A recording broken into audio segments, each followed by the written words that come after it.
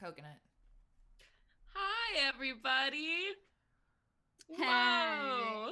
It's so Hi, good girl, to hi. be here. We How's love everyone you. doing? Excellent. Happy springtime. Yes. It is officially spring for the last 2 weeks. My favorite time of year. Yep, it's officially hot now, which is sad. It's like 90 degrees in my apartment. The best. I love it. I am sweating balls, but that's not going to stop me from playing some goddamn D&D. Hell So, I hate yeah. hot weather. Welcome. Welcome, everybody, to episode 37 of the Venture Maidens podcast. Let's just do it. I am your dungeon master, Celeste Konowich. I am your slightly congested elven warlock, Arnadella Thill, played by Brittany Quintero. Oh, boo-boo. It'll just add like a nice like timbre to my voice, so it'll Yeah. be raspy. I'm Nassim playing Sayanor, the human monk. And I'm Sage, and I play Kara Brynhilda. Yay! So we had a pretty big game last time, guys, and this one we got some stuff to talk about. Seems like some stuff to share. But before we get into that, what happened? What the heck happened last episode? Oh man, it was real fighting that anathema. We almost died on so many levels. So many elves died. I had my very first death saving throw. Yeah. I think that's cool. the first one in the podcast for any of you. Yeah. Yep. Yeah, that sucked. That Yep. sucked ass. And what was happening while this fight started with you, Saye? I just arrived basically into the battle. So you spent some time flying to get there. Was Right, the that's majority. right. Yeah. I had a little bit of fun before the fray with Rana. There we go. Yeah. Somebody's learning the NPC names. Rana was checking out that booty. Yeah, because I didn't have my handy butt cape.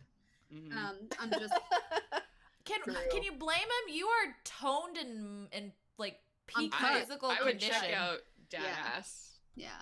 Yeah. Indubitably. Anyway, we flew around, did some tricks, and then we basically when I got there, Arnadell was dying, and I steadied her or whatever. Yeah, you used your kit to heal her. Yeah. To stabilize her. Yeah. Stabilize her, thank you.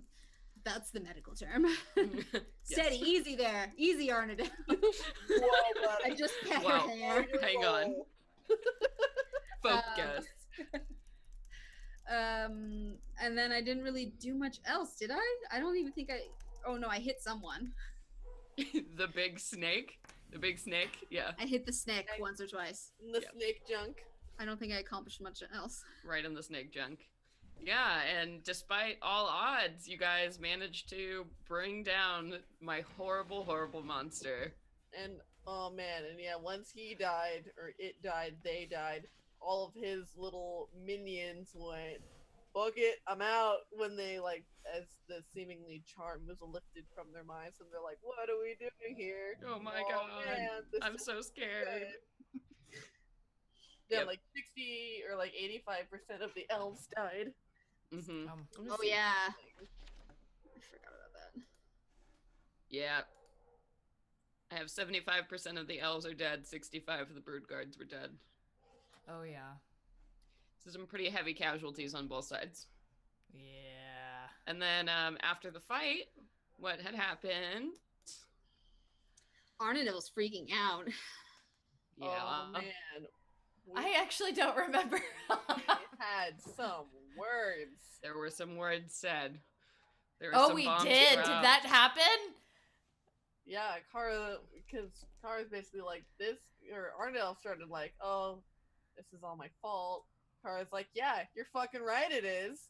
What kind of crazy shit are you into?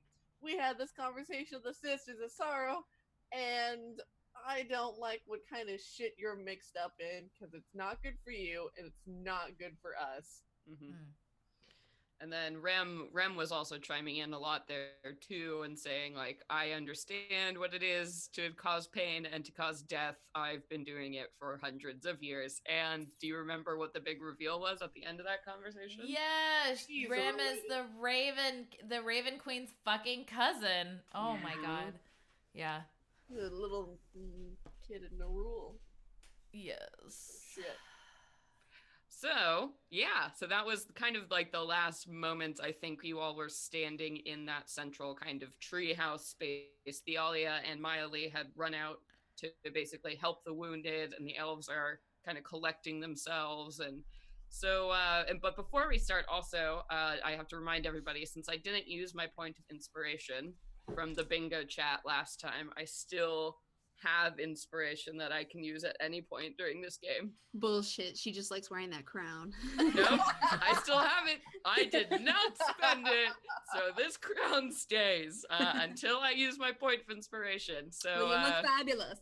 yes, and if anybody is curious about how to participate, we have a bingo board that's shared around in our Discord channel. We Oh. share it on social media, so maybe a Speaking- bingo will be had tonight.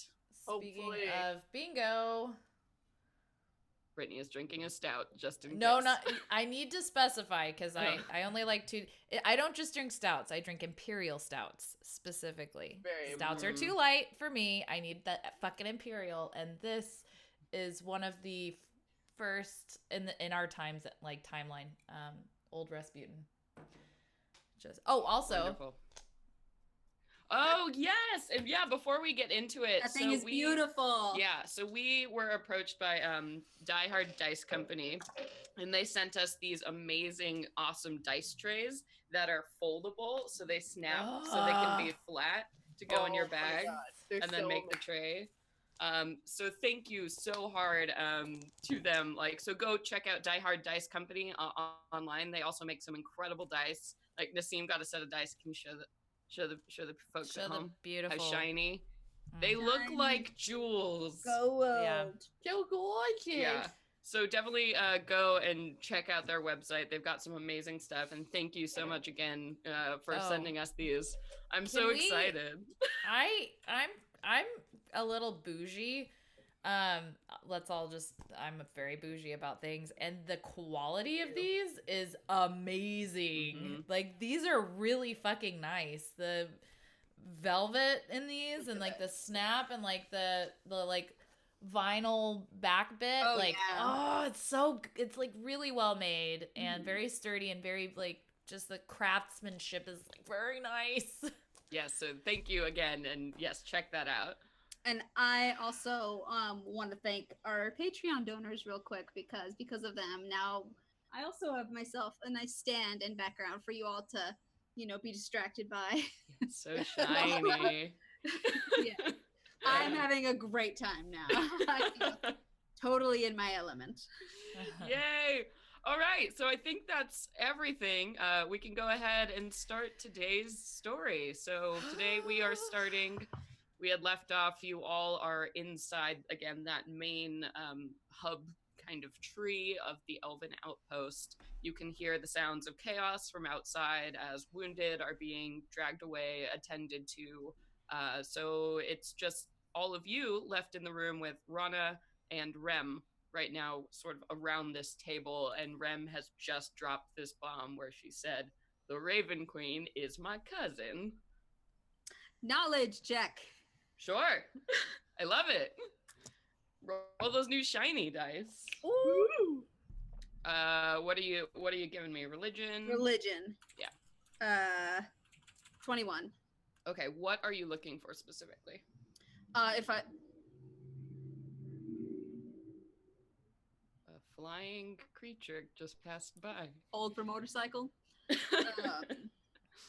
For if the Raven Queen sounds familiar and what sort of realm in terms of like evil and benevolent, I Mhm. guess, magic Sure. that God has. So you have definitely heard of the Raven Queen. She is recognized as a god in the in most pantheons. She is a god of death, but not evil necessarily. She's extremely like lawful, kind of on her own thing, that not good, but more of like a gatekeeper figure for death, like all Like about the like Sailor Pluto yeah, she's or basically Saturn. Sailor Saturn. Yeah. But she there's a lot of mystery surrounding exactly where the Raven Queen came from. She's sort of a newer god in the pantheon. The mythology says that at one point the Raven Queen was a mortal woman who somehow ascended to godhood. Elf. She was an elf. Okay, a mortal. I said a mortal woman. That could be elf. Fair. Yeah, who ascended to godhood. So as opposed to, because there are other gods of death, there are evil gods of death. Nerul, for example, is a god of the undead and the evil side of things, whereas she sort of holds a more lawful place in the pantheon. So you've definitely heard of her. And of course, she's all about the ravens, and that's her whole motif. Okay, Sexy. cool. I am stunned. Yeah. So, I mean, Rem just said, oh, this is my cousin, so that might mean, I don't know, for Rem's, is she a demigod? Is she a god too? Who knows? So Kara's gonna ask her, because Kara was like, earlier, just mere minutes ago when they were sitting down and basically said something to the effect of, sounds like you got some real high up connections. When she says Raven Queen, she's gonna be like, what? So what does that make you? Like a god, duchess to the Raven Queen? Who's the Raven Queen? Like, what's going on? Did you just slap your mic I slapped my No. pop filter. while gesticulating? Oh, okay. Rem is, well, I'm not, a god. That's a rather uncomfortable word. It's not a good way to explain it. I'm not full. I mean, in the Raven Queen, and it's complicated. But yes, I do know the Raven Queen. She is family of a sorts. But again, it's complicated. Though this may not be the best time or place to explain it. Arnadel impatiently gets up and is like, fuck it. Who in the fuck are you guys talking about? Raven Queen? What in the hell? Like, you guys have been, like, on my ass about causing all this, like, pain and carnage, and then you're talking about some Raven Queen? Like, where did you get this? Oh, the prophecy. Do you remember I told you it, the rhyme when I don't think you told her, actually. I totally did tell her, Oh, because okay. she was like, oh, Kara, you're being so bloody. And Kara's like, shut the fuck up, bitch. I'm still mad at you. Yeah, with you gotta tear the veil with the dagger and spill the blood of Raven Kid, and well, she's related to the Raven. I guess we gotta spill your blood, Rem. Rem's like, well, that's troubling. And it is what it is. Can you all make perception checks for me, please? I'm gonna use my new fancy dice. Same. Oh, how delightful! I got a 19. Oh boy. I rolled 22. I rolled a 16. That's great. You all noticed this. There's a weird stir of a breeze that comes in through one of the carved windows on this level of the tree. It's not the ground level, but it's open out to the forest. A gust of wind comes in, and then suddenly this black creature sails through the window and lands on its four paws on the table. And you can see that it is a black cat with shining yellow eyes, except there are a pair of wings that have grown out of its back. Ooh. And as it moves and lands... What? Okay, since we're talking about squad walking and hocus pocus, do you guys remember the cat? What is his name? Binks. Binks! Oh, Binks. Binks We with all wings. love Binks. And he was that hot dude who got cursed because he loved his sister. Oh, he was so Oh, much man. hotter than the Man. main boy. Like the main boy was like, "Fuck off, little whiny baby." That Yeah. Binks is like human alter ego. Like, holy shit. So anyway, so Binks flies in through the window and then sits down on the table and strapped, it looks like he's wearing a little backpack of sorts with a scroll case that just sits in between the two wings. And the cat turns its lamp-like eyes just around and then sits on the table and promptly sticks its leg up in the air and begins licking itself. What, cat's got wings, Saya's got wings, Rana's got wings? What, are they just handing them out at the shitter? Like, what the fuck? And Rem's like, I guess I'll get that? I mean, I can't read. Oh so someone- no, I want to run to it. Saya's Okay. so excited. Yeah, as you get close, the cat whips its head to look at you. It's just sort of vacantly. And I just kind of slowly reach my hand out with my palm down for it to like sniff me real quick. Yeah. And then I'm like you. See, I've got my own wings. It sniffs your hand, and you would guess it's a disdainful look that it gives you. It seems like this cat understood everything you just said to it, and kind of like rolls its eyes a little bit and like holds the scroll out for you to unclip it. She takes it. Thank you. So it's a black leather scroll case. So it's the kind you just unfasten some buckles from the little harness the creature is wearing, and then you can open it up. Okay. I turn around like to attention to everyone else in the room to like open up the scroll and read it firmly. Okay. Yeah. So there is one large scroll contained in this thing. You can see it's sealed with a bunch of like arcane sigils on it. And then just a single sheet of paper also falls out when you pull up the scroll. So like a little note. Okay. And the Wanna note read reads. it. The note has 2 words on it. It says "Come home," and it's signed Kristoff. I thought I was gonna say fuck you. Fuck off. Fuck off. You got a troll message. Love Kristoff. Yeah, I think this is for Rem and also the rest of us. Yes. What's the scroll? You can see Arnadel immediately. There is a powerful enchantment on this scroll.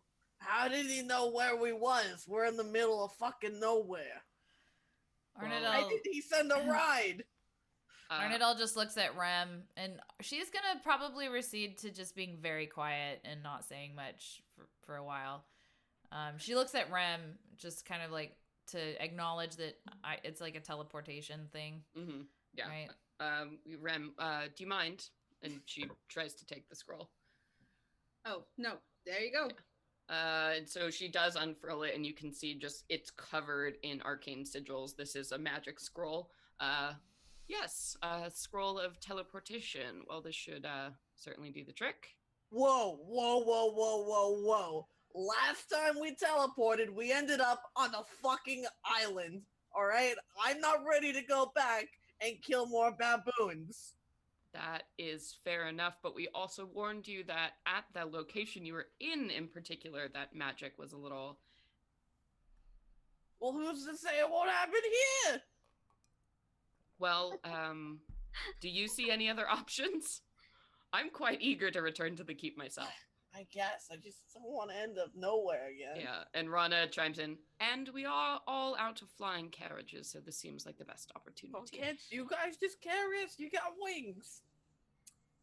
It's quite a distance. I mean, I'm a strong and, gladiator-esque man and everything, but I don't think even I could do that.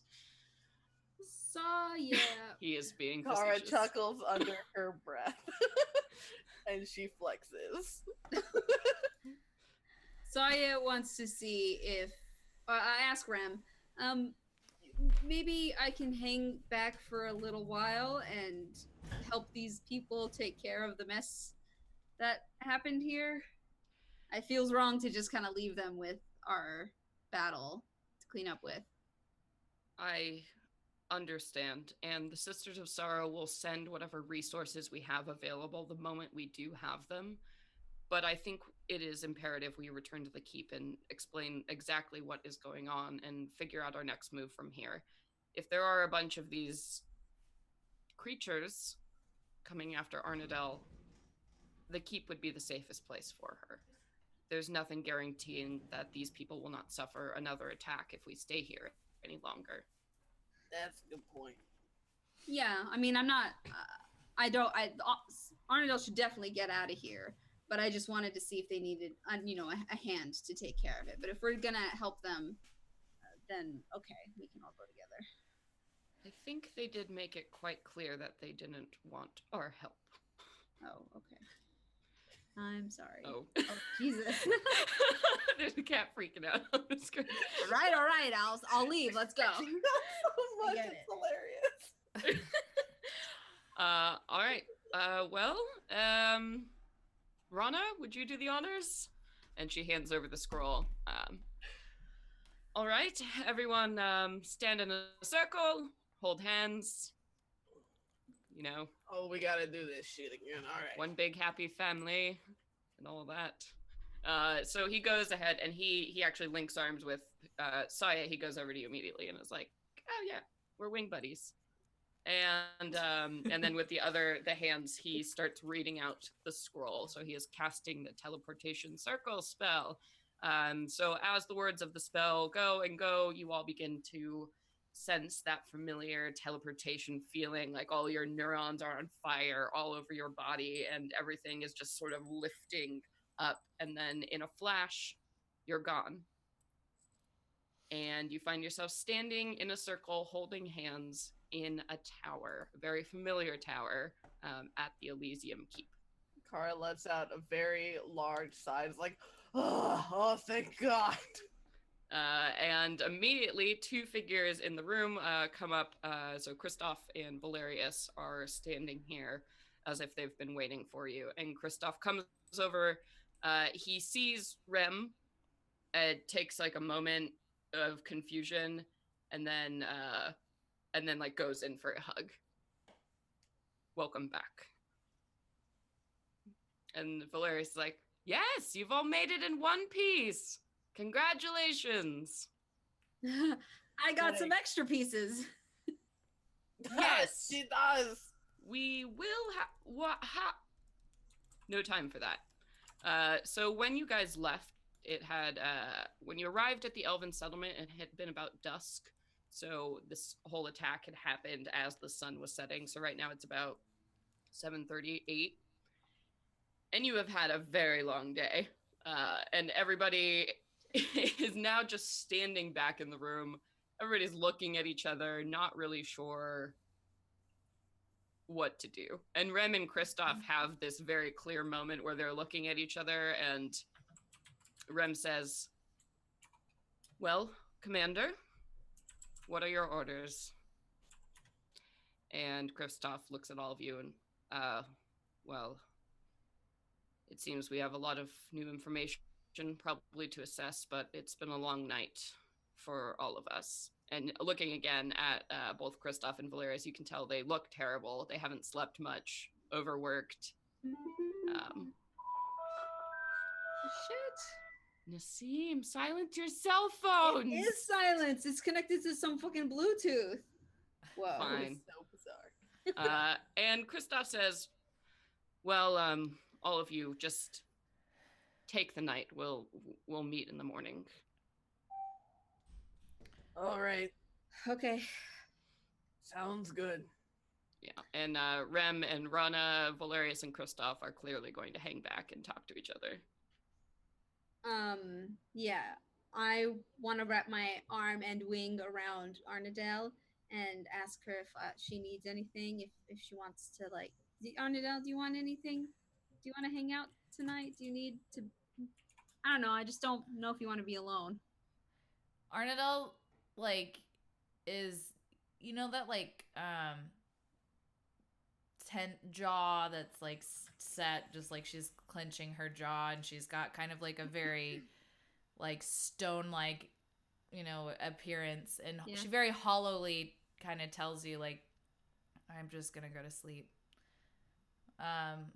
she looks at you in the eye and is like, "Thank you, Sai. I do want to talk to you. I just really need to sleep right now." I want I'll- to give you a kiss on the cheek. Good night. Aw. And she That's she nice. puts her arm on your shoulder and is like kind of squeezes. You know, there's just Arnadelle doesn't have a lot of like. She just feels awful. Like she feels fucking horrible. You know, and in her other hand, she's clenching. I got one of these. I'm so excited. You can see she's The bell. clenching Bell. a little bell. And she just walks off. And you guys, I don't know if you'll see this, but Arnadelle's actually going to go to Aaron's old room. Okay. She's gonna sleep in there. Kara, what are you doing? She's gonna go to the middle sister and get a night. No, first she's gonna go and try. Sorry, what time did you say it was again? So it's like 7:38. Yeah, so she would head to the artificer's Workshop. workshop. There we go. That was the word I was looking for. She's gonna check in to see if Gidget is there. Okay. And, And, yeah. yeah, and then so Sai, what do you want to do? And then we'll resolve in turn. Sorry, I missed what Sage said you wanted to do. No, she's gonna go and check and see if Gidget is in the artificer workshop and Oh, then okay. start to go get a nightcap. Pretty Saya's gonna hang back and be a stealthy motherfucker and try and eavesdrop. Okay, so as you guys start to head out the room, and you get like 10 steps down the hall before Rana actually comes running out and kind of, Saya, do you mind if I talk to you for a moment? Okay, real quick. Yes, it's something if you wouldn't mind, I need your help with something. If you could meet me in the dungeon around midnight. Okay. What do you need a hand with? That's pretty late. It's really important. I can't really say more. I wanna perception, Insight? insight, Sure. insight. I want to see what his mood is. If it's sad, if it's what's the vibe? Sure. Oh. 12. Okay. You get it's a solemn vibe. So it's a business thing. Like he genuinely does need your help with something, and something that needs to be done that he doesn't Okay. feel like super stoked about. Okay. Yeah. I'll see you there later. Thank you.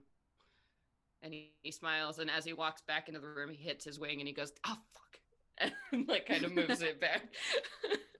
It's hard walking She through rolls hallways. her eyes because she's really feeling her wings, and I think she's just like with it immediately. She's like, Oh yeah, I know what I'm Oh doing. man, totally. it's like born this way. Yeah. Lady Okay, and then- Gaga-ing it. And then what are you doing after? So you're creeping after Kara? No. I'm creeping after Rem and Kristoff and them, and I just want Oh. to know what they're gonna talk about. Sure. So Rana goes right back into the same room. Mhm. So you're standing right outside the door. Okay. So they're clearly having a conversation in there. So if you want to hang back and try to overhear what they're Yeah. talking about. Yeah. Okay. Should I roll for what? Yeah. So Insight? let's go ahead and resolve in order. So yay, multiple scenes back at the keep. Yay. Okay, so Arnadelle, first with you. So you head on over to the quarters and you step into the room that belonged to Aaron, and the room is still empty. Nobody else has moved in here yet. The door is open. There are 2 neat cots in the room. No belongings left behind. It's very dark and quiet. I don't need like, you know, I can see in the dark, so I don't even bother lighting candles or anything, and I just like not even getting out of my clothes, you know, like that awful depressed horrible feeling where you just like slump onto the bed and like Arnadelle probably cries a little bit and then just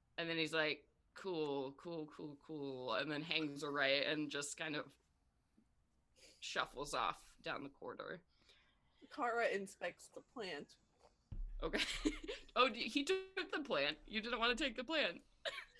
Oh, he took the plant. He took the potted plant Got with it. him. All right, so yeah, Kara kind of rolls her eyes and raises her eyebrows, just enhance in size. Yep. And as you walk into the tavern, there are a few patrons kind of scattered around. It looks like most of the people are not here. It's actually really quiet for being like an 8 o'clock on, a weekend night or whatever. Mm-hmm. So there are only a few folks that you've kind of seen around. You've recognized them from like the combat circles outside and whatever.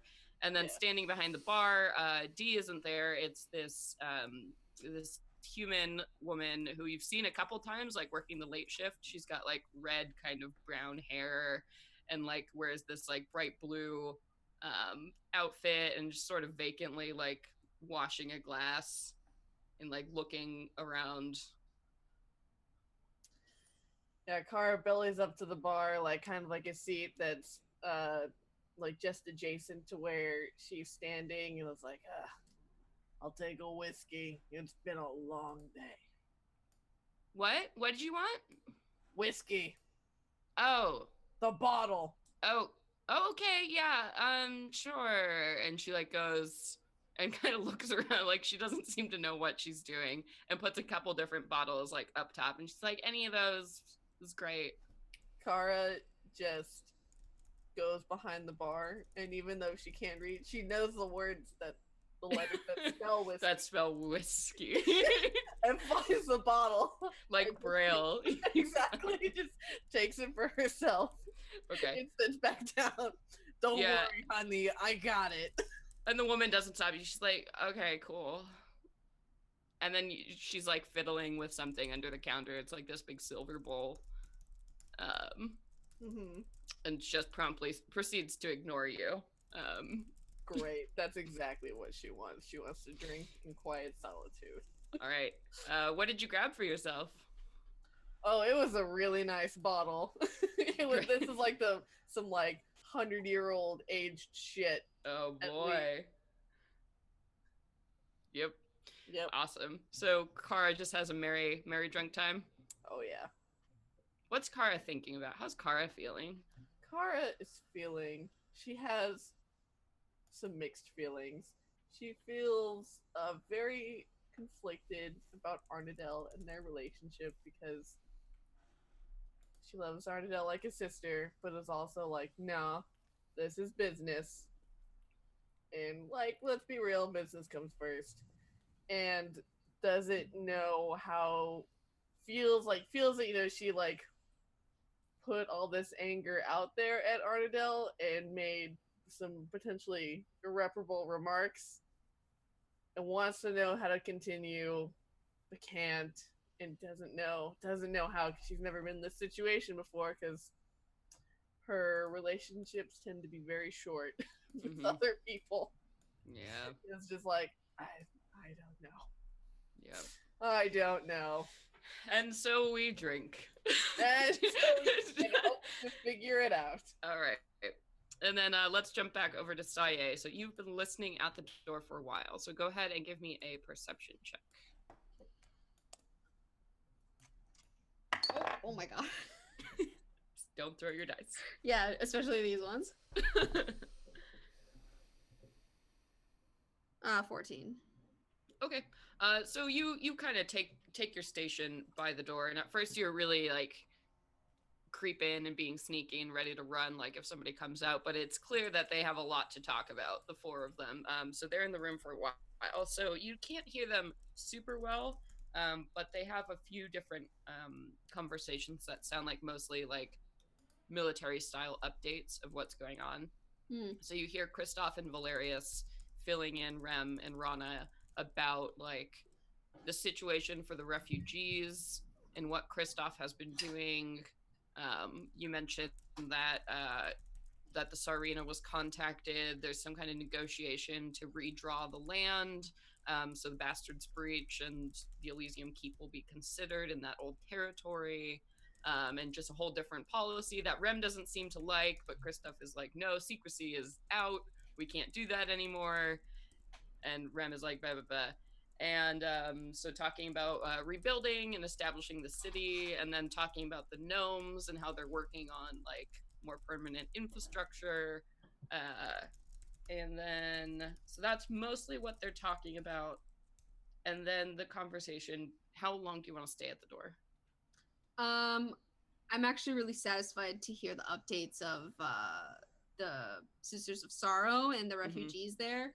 So I think with that, I feel motivated enough to let them finish their business and go spy on some other people. Yeah.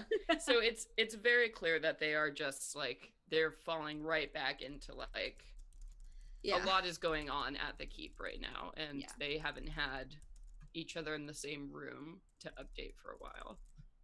They all sound really tired and stressed out, overworked. Yeah, understandable. Okay. So I think I want to let Arnadale have her piece. So I'll just, for some entertainment purpose, quickly go stop by Gidget's shop and see what's happening there. Okay. So you stop by Gidget's shop and you discover very much the same thing, chaotic mess. Kara isn't there. Oh, okay. No fun. Then I'm going to go nap because I have a meeting at midnight. Yep. Seems all right. Any other business before midnight? Nope, that's probably about when Kara is stumbling back to her room. You're like a nice 70% drunk. Yeah. Oh yeah. She's bedtime snack to go. Yeah, exactly. Stops by the kitchen along the way, grabs like a turkey leg, is chewing that, dealing with like so good back. Okay. Bedtime. Perfect. All right. Yeah, so midnight, or just before midnight rolls around. Saye. Oh, I wake up from my nap. Okay. And I go to the dungeons. Okay. I feel like Saye is one of those people who only sleeps for like 4 hours a night and is perfect. It's like totally fine. Yeah. Very much like a jerk. Yeah. Okay, sweet. So the dungeon, so these are the place, I mean, not too long ago, a lot of shit happened there. Yeah. So that's why she's really not happy to be doing this at all. Yeah. How does Saye feel about that? Just uncomfortable. She's like, I never wanted to be down here ever again. And as you make your way down, you can see that torches have been removed from the sconces, as if somebody has passed by and grabbed the torch on the way down there. You can see light coming from, so you remember on the outside, basically you descend the steps, so immediately to your left is just the open cavern all around you, and then it's a sharp, steep climb to the doors to the dungeons down below.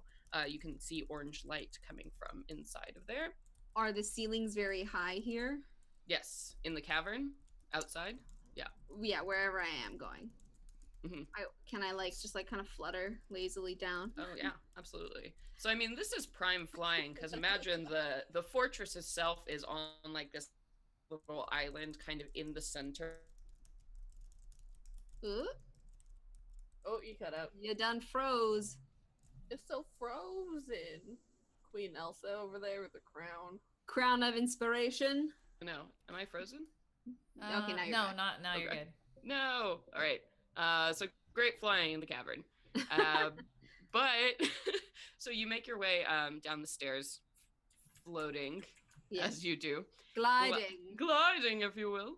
And you get down to the doors and you open them up, and you see that there are a few people inside. The entire place, so it's that exact same scene you saw before with the empty cells on the far wall and then the big stone floors. And you see that chalk circles have been carved around. You think they might actually be the same ones that were used last time you were down here. Do you remember when you were taken down here for the test? Yep. It's all coming back in screaming detail to you. Oh, boy. You see that seated on the far side of the room is Rem.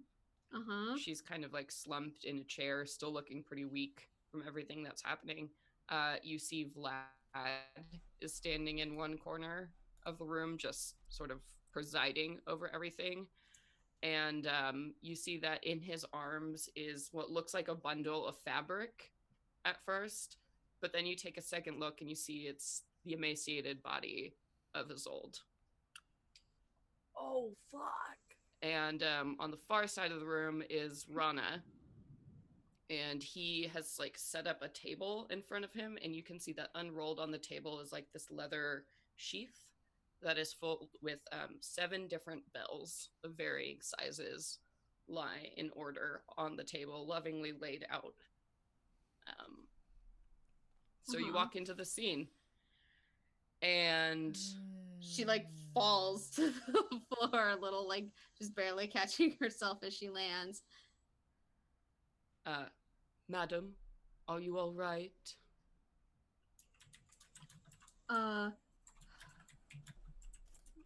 Is that Isolde? That was Vlad speaking to you, who is holding Isolde right now. Yeah. No, but I'm asking him. Oh, yeah. Yes. What remains? And Rem says, thank you for coming. I know this probably isn't easy for you, but we're trying to make this right. Yeah, she's there for it, but she's fighting very hard to keep the ocean of tears that's filling up her eyes right now from streaming. Yeah. And Rana is like there in a flash by your side. He's like, Rem explained to me your involvement in all this, and I'm sorry you had to see this, but for this to work, the scene, the moment has to be as close as it was to give us a better chance. I'm going to try and bring her back.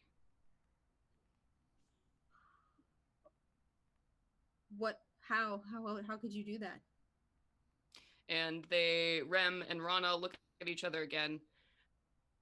We believe that Isolde was abducted of a sort. This creature, this powerful fae you came up against, well, it must have pulled her from this world and probably sent her to its own domain in the spirit realm. As a Corellin, I have specific abilities to deal with the fae, and I may be able to call her back from that place. Okay, I'll try my best. And she's very sincere. Thank you. Yeah. And Rem also hasn't stood up from the chair. She looks like she's exhausted, but she nods very, very gratefully to you. Please stand here. And he indicates the center of the room in the middle of these patterns where you stood not too long ago. Oh yeah, she's terrified. She's shaking, but she wants to be strong for Isolde. Mm-hmm. And Vlad comes over and places Isolde's like small, kind of withered, comatose body in the smaller circle where she stood, and he lays her down gently and then flows kind of back to the corner of the room. And Rana looks around. There's a solemn silence that comes down. Is everyone ready? Yeah. And he begins. So he returns to the table he stood at before, and again, just complete silence falls in the room as he takes up one of the bells in the center, and he slings it, and a note shakes out and rings, like kind of shattering the silence of the dungeon down below. Mm-hmm. And he waits as that note falls. And then he takes another bell, the smaller one next to it, and rings out another note, and then rings them together as 2 consecutive. And then he begins to speak in, do you speak Sylvan? No. Okay.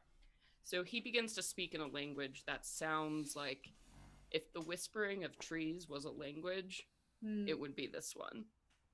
So it's this silvery kind of voice calling out again and again, and you recognize in the middle of it the name Isolde being said again. Isolde, ring, Isolde, ring, a bunch of other things that you can't hear. And then all of a sudden he goes and he takes the smallest of the bells, which is really not even like the size of a jingle bell almost.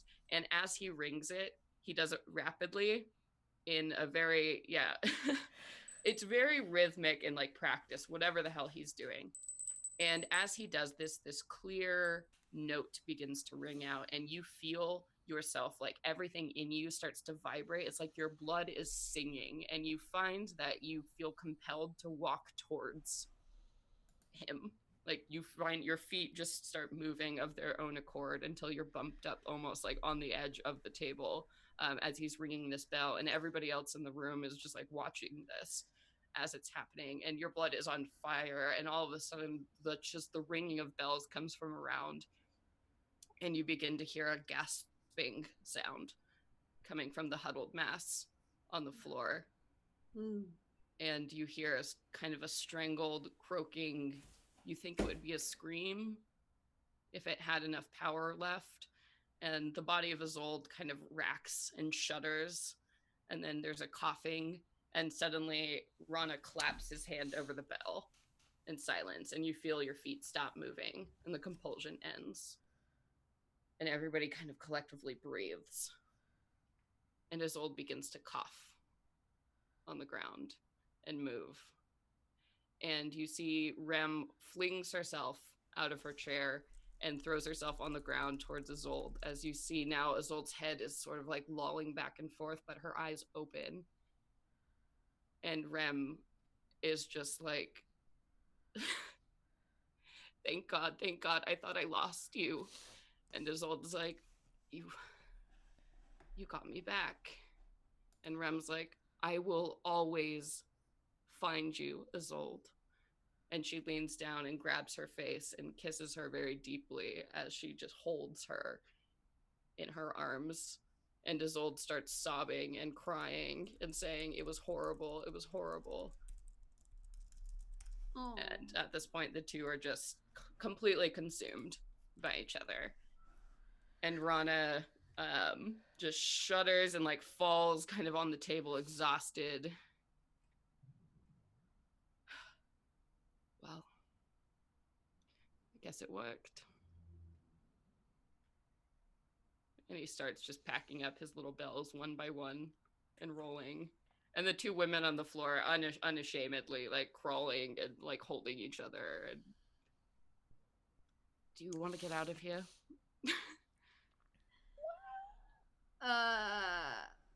Well, first of all, I'm almost crying right now, and Saya is definitely crying now. Mm-hmm. And she like slowly walks up to the two of them, and I know that they're in their moment, but she does like this like miming hug around them, but not actually interfering. Rem lifts up and like gives you her hand and grasps yours, and is just, she's also just crying. Is like, thank you. Oh my god. And Isolde too looks at you, and she just smiles when she sees you, and she's like, I'm glad you're safe. Oh my god, are you kidding? I'm glad you're safe. Don't thank me. I'm so sorry this happened at all. No, it wasn't your fault. We couldn't have known. And I'm sorry for what I said. I was wrong. And Isolde is just, Rem isn't letting her like move her arms or anything, but you think she was probably trying to. Yeah, well, it's forgotten. I'm just so happy you're okay too.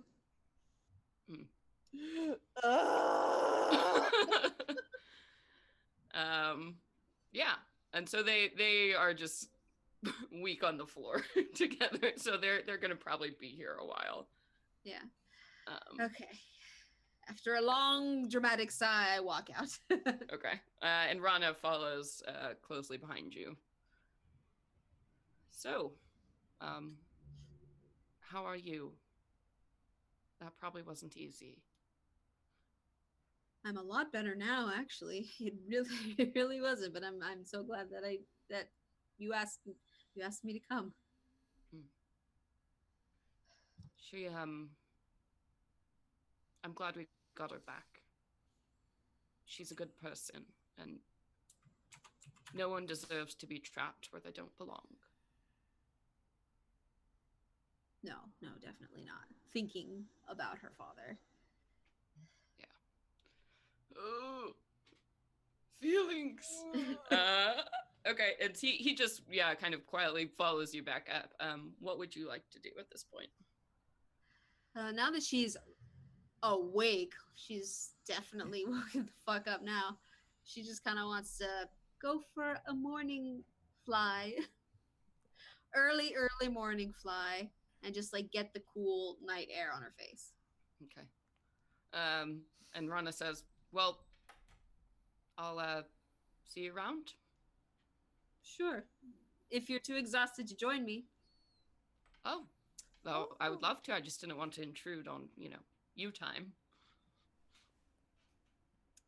I mean, No, let's go.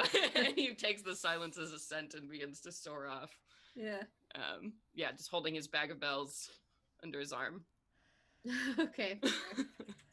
And you soar off around the beautiful, cool cavern. And I mean, the lakes below are drifting up the nice kind of misty air, and you see the luminescent mushrooms all around you. And it's beautiful. And you've got tons of air and room to fly over the keep and around the cavern. And it's just really, really lovely. Awesome. Okay. How fun. Yes. And so that is the night. What the hell do you guys want to do in the morning? Eat a lot of bacon and waffles. Yay! Meeting for breakfast? We doing brunch, ladies? Yeah. Are we gonna have an RPG brunch? Brunch, bitches. Roleplay brunch? Oh my god, we're gonna have mimosas. We Okay. are gonna have mimosas. Kara invents mimosas. Yay! Thank you, Kara. Such an important invention. I'm a pioneer of the booze. I might take a quick bio break if you guys decide what you want to do for the day. There we go. Oh boy, what are we gonna do, guys? I think realistically, just kind of considering like when things get super heavy, I personally don't sleep like a full night's rest, and Arnadel as an elf would only need 4 hours anyway. So she's been awake for a long time, and she's waiting for the sun to rise. And she's probably going to leave the room and go to the council chamber, and wait for one of the elders, or superior officers, or whoever, commanders, to like, she's just gonna wait in there. Mm-hmm. And just sit at the table. She's like an emotional, nervous wreck, and like Hollow's a very good description. So if you guys try to find her, you're not gonna find her in any of the the usual places where we would expect to find you. Yeah, like I don't think Arnadel didn't tell either of you guys that she was sleeping in Aaron's quarters, or Aaron's old quarters. No. So if you go to her bedroom, it's gonna be completely undisturbed. It's gonna look like nobody, the way that it was after we all left. Mm-hmm. Perfectly tidied up by Vlad. Yeah. Maybe a little dust on the floor. Exactly. Yeah, she's gonna be very isolated, and not very what's the word, distant, maybe. There's gonna be a wall. Yeah. There's gonna be a fucking wall for a bit. There's a wall there. There's a wall. Yeah.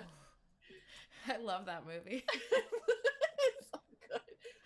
Squeak, squeaker, squeaking. Yes. There's a wall. Wrong lever.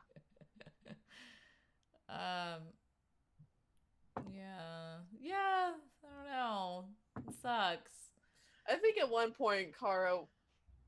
But we're not hearing anything from you, Brittany.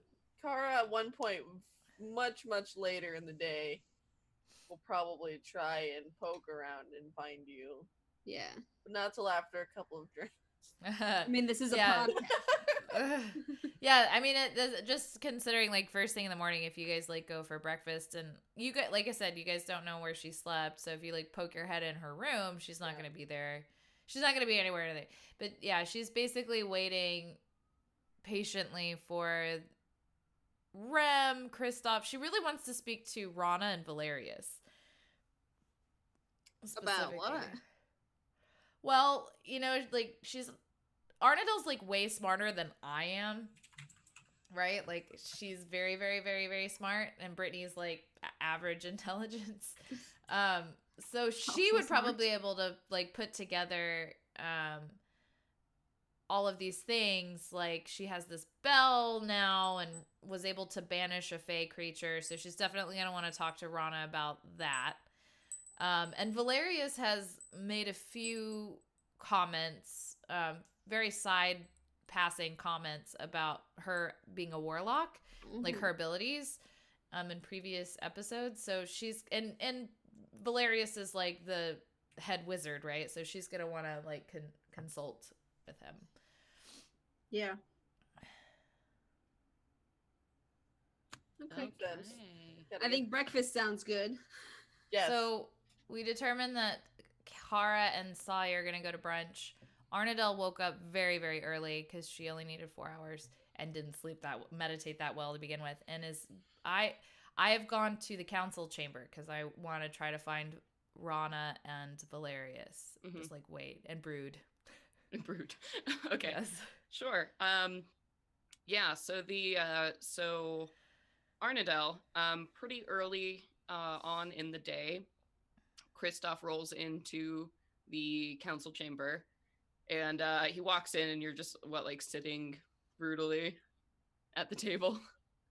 Yeah, like my knees are curled up under my chin, like I'm, sitting. Like when you sit in fetal position, kind of like your arms are kind of like up around your, caressing your knees, holding your knees, just at one of the chairs, and I just kind of like look up at him and like wait for his response. Yeah, he takes you in, sort of surprised, and he's holding a box that has a bunch of like maps and scrolls and official looking business. Oh, I didn't realize we had called you in already. You didn't. Okay. Or are you all right? Arnold just kind of like looks at him like blinkingly, and is like raises an eyebrow and kind of like, do you need me here? Were you guys gonna summon me? Well, we figured we should probably give you the morning. We'll probably meet later in the day. I was just gonna do some paperwork, but Do you know where Valerius is? Probably in his rooms or down in town. Things have been pretty hectic. I would check on his and Dee's room.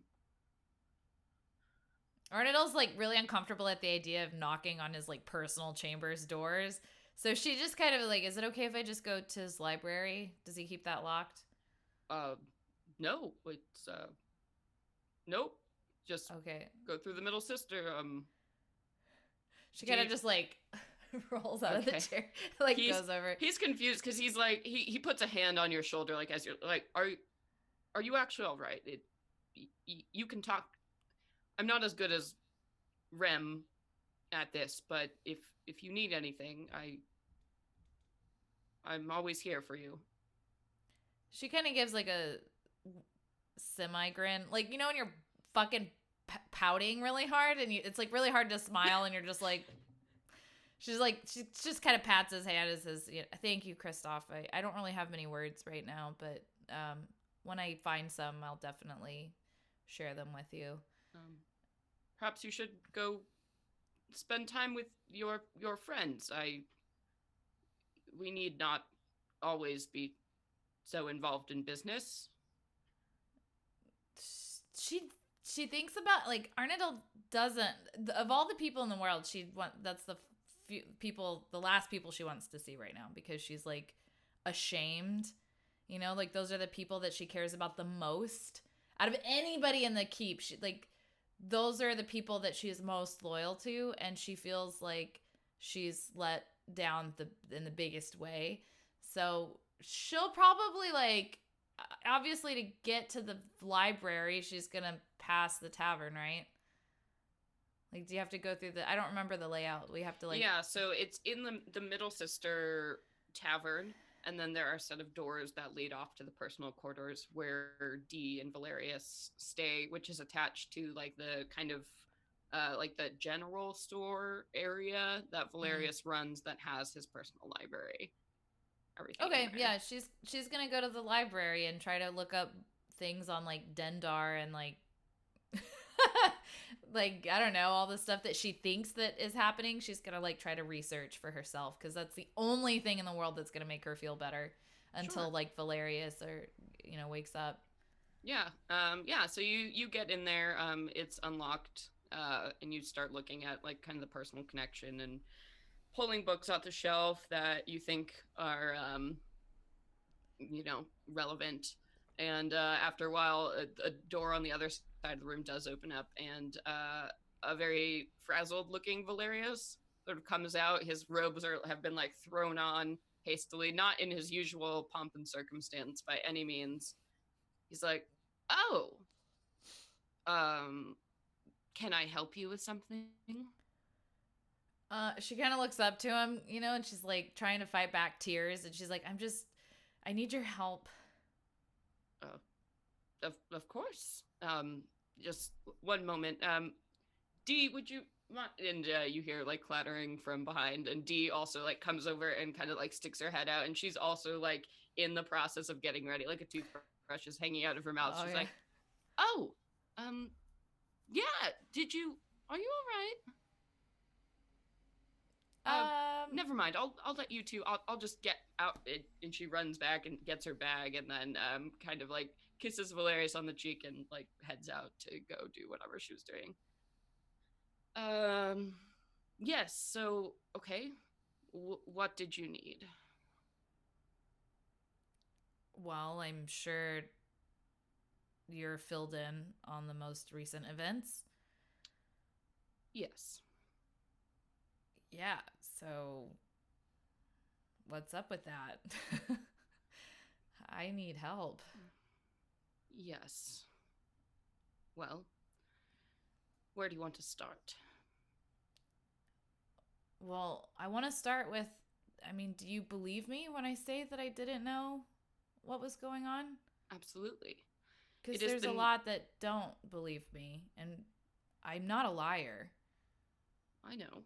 It is an unfortunate circumstance, the nature of your magic, since it does not come from study or devotion.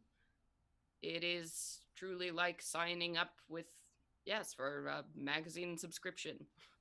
You can't get rid of the pesky things. Yeah, but like I always kind of suspected something was up, but I just don't feel like being in denial about something is the same as lying about it. And I had no idea. I still don't really understand. Like, did this, I had this necklace and it turned into this like bell. Did Rana give you that? No. So Arnadel explains like in the bowels of that Fae fuckery. Like the voice that she heard, she just shares everything. Like every time, all of the dreams that she can remember. She's been having like fucked up snaky dreams, and then like how the dreams have started to change. She shares everything with Valerius and as detailed as she can. So in that moment, and this is very, very important, Arnadel, in that moment when you were facing that creature, did she ask you if you did she ask you if you wanted her assistance? Was a deal struck? This is very important. I did not know that it was a deal, but yes, she asked if I wanted her help. And you said yes. Of course I did. Ah. Well, I think we've answered why Dendar suddenly has the ability to come after you with such a vengeance. It seems like you doubled down, as it were, in that moment. That was probably the moment everything changed.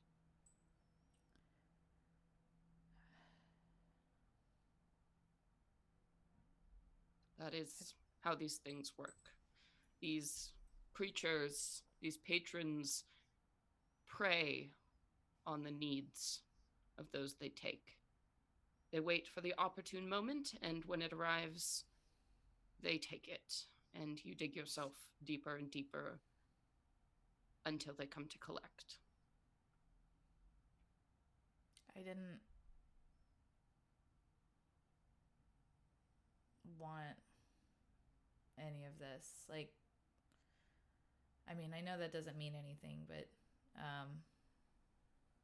a lot of blood is on my hands. Well, you're in good company here. All of us came from places of trouble, questionable paths. That's sort of why we all formed together. We were all chosen or used by fate in some way and have found ourselves bound together. I think the best thing we can do is arm ourselves with knowledge and figure out what's next. That's the only way to move forward. Absolutely. I I'm will feeling help particularly raw about losing the trust of my closest. Kara and Saya are more than friends to me. You know, like we save each other's lives many times. We've been through so much together in such a short period of time. I would Valerius, you you definitely heard that I was ready to kill Isolde because she was trying to test Saya. You know, like which I mean that's a whole other conversation I'd rather not bring up, but like I am more devastated by that. What I don't understand is why you're in here talking to me then, and not talking to them about it. It seems like all of you need to have a conversation quite desperately. Yeah, sorry, hold on. Saya never indicated she lost her trust in you. Well, I mean, for sure, that's fair. Outside of the game, absolutely. But like Arnadel is assuming that maybe you have also a lot of questions. You know, she's not gonna like. She believes that like you're also probably, even though you're very caring and nurturing about it, she's like assuming that you probably trust her a little less. Considering and that's her assumption, not mine. Obviously, like you're role playing very for sure. Yeah. Arnadel is definitely getting into her own head about this, right? Like, it's all very isolated. Well, I mean, Saya would never. There's lots of things she wants to eavesdrop and is nosy about. But certain things she doesn't need to know the details of, particularly if she's experienced something similar herself. I mean, like you said. So I think at this point, too, you've been in here long enough that, so Kara and Saya, you're rolling into the Middle Sister for some brunch. Hell yeah. Mimosas and brunch. And so, yeah. At this point, Arnadel, you can actually literally hear them on the other side of the door, like, coming together to get brunch. Like, because you're right next door. And Valerius, again, is like, Arnadel, I don't exactly have a great track record with friends or people who are close to me. But, I mean, the answer to that you're not going to find here in this library. No matter what you read, it's not going to fix it. You have to talk to them. So I am throwing you out of my library. You must leave. She actually she actually genuinely, sincerely smiles at Valerius because he's like, no smiling, leave my library, get out of here, you scamp. Yeah, she'll step out and she kind of like looks down and sees Kara and Saya and she's like, oh, this is so like fuck all of the awkward flirting with Aaron. Like this is really awkward, like painful. Like Arnadel's just gonna stand up there just like You guys have a bunch of waffles and bacon and mimosas in front of you. Oh man, it's amazing. Kara's fucking stuffing her face like So it's going is out of Saya. fashion. Oh yeah. She got a good workout flying before. She's ravenous now. And the scene is your guys' now, so all three of you are standing there. Yeah. Oh, where yeah, we sitting. Kara's sitting up at the bar with her feast laid out in front of her. She's like, and she had next to her. She has the empty bottle from last night. I Make sure gestured. it got recycled. I gesture to Arnadel. I say, "Come join us. Food always helps." Kara notices Arnadel and gives like the nod of acknowledgement. she like slowly like very measuredly walks downstairs and kind of just like sits next to you guys. Are we at a table so we're all like facing each other? Yeah, let's be at a table. Oh, okay, sure. We're at a table. Brunch is for tables only. She just kind of sits and like doesn't really make eye contact and she's like very much gonna wait for you guys to talk. What's up? You with like eggs, scrambled eggs, like dripping out of her mouth into like her beard. Awesome. These are really tasty. I haven't had a full one myself, but I tried some of Kara's, and she hands you a mimosa. Arnadel just kind of looks at it. She'll like set it. She'll take it, but like set it down on the table, and she's like, "Oh, I don't really have much of an appetite right now.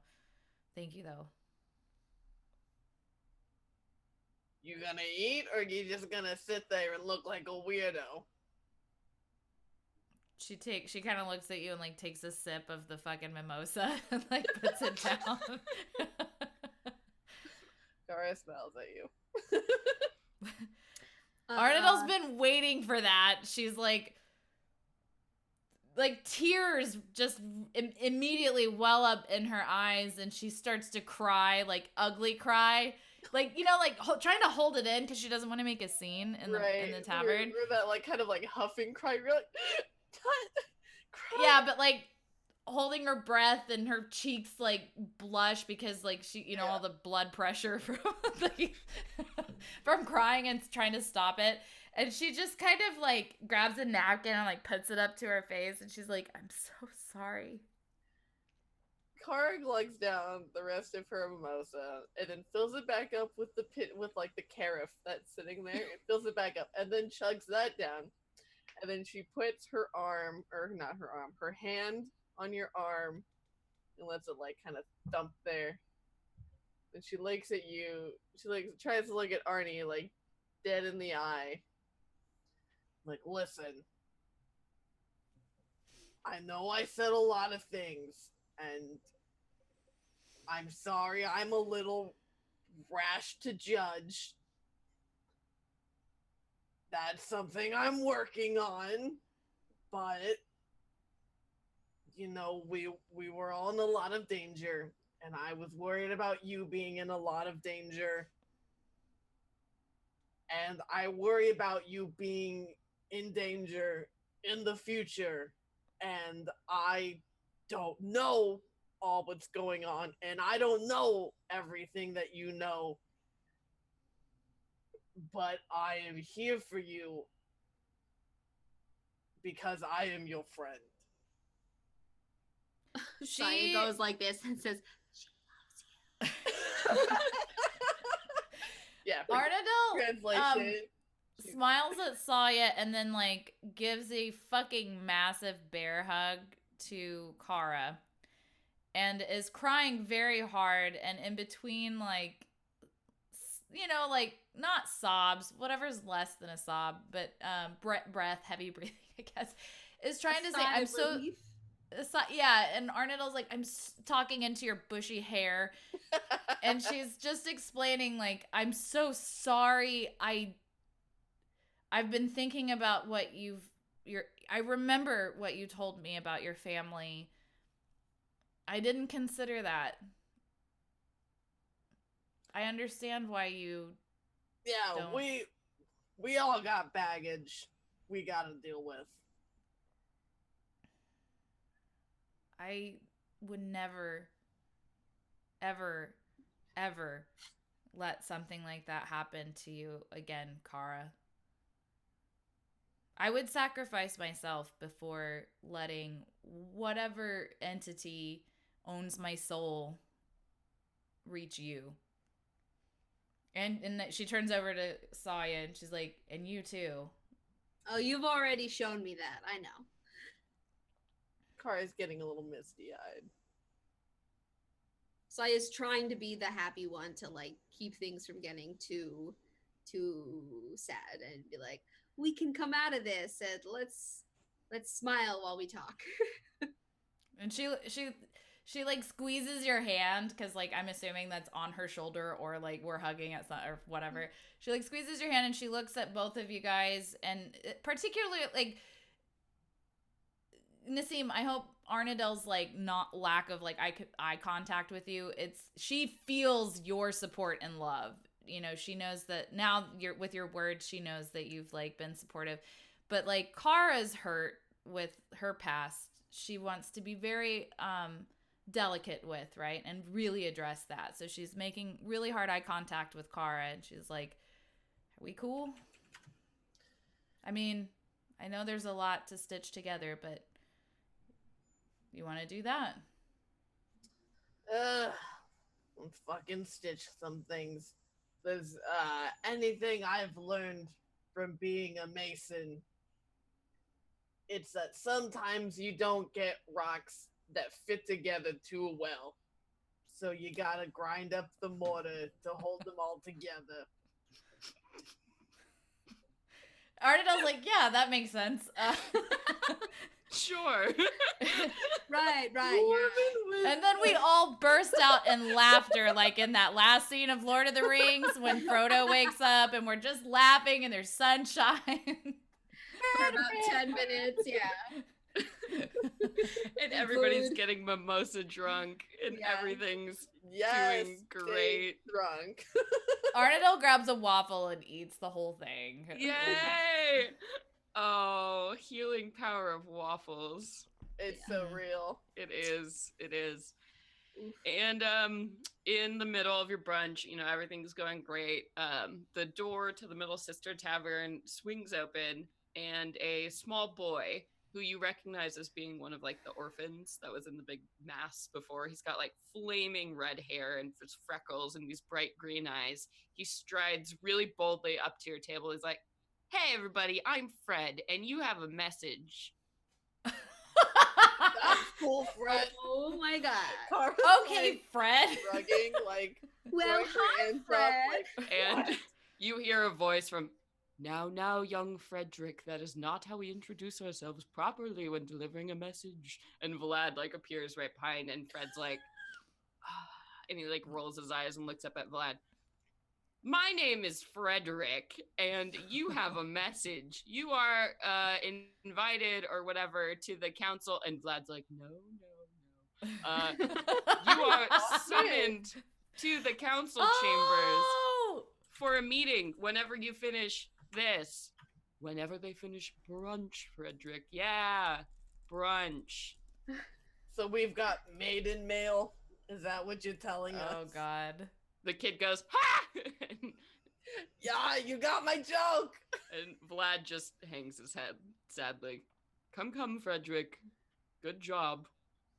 Yeah. All right, see you guys around. Yes, Saya says also, good job, Frederick. Kara gives Thanks. a little signal off. Okay, Vlad, let's go. What's next? I got this. Vlad's like, oh, they grow up so fast. And they just head out the door. So basically, I think we're gonna actually call it there for the evening at the happy brunch, the happy healing brunch. You have been summoned to the council chambers, so we will be starting next time with a big that and talking about information. But Big Oh. meeting. yes, so thank you everyone so much for tuning in to another episode of the Venture Maidens podcast. I have been your dungeon master, Celeste Konowich. I've been your very mopey elven warlock, Arna Delethil, played by Brittany Quintero. And I was trying to be your cheerleader, human monk, Saya Noor, played by Nassim. And I have been Sage, your skeptical and drunk barbarian dwarf, Kara. Yeah, so thank you everybody so much for tuning in again, and we'll be seeing you in a bit. And you know what? You know what you should do until next time? What should they do, Celeste? They should Venture away. Venture away, everybody. Right on. Oh Good boy. night and good Uh, luck. Yes. Good night and good luck and pineapple. God, I want a mimosa so bad. Pineapple Yeah. mimosa.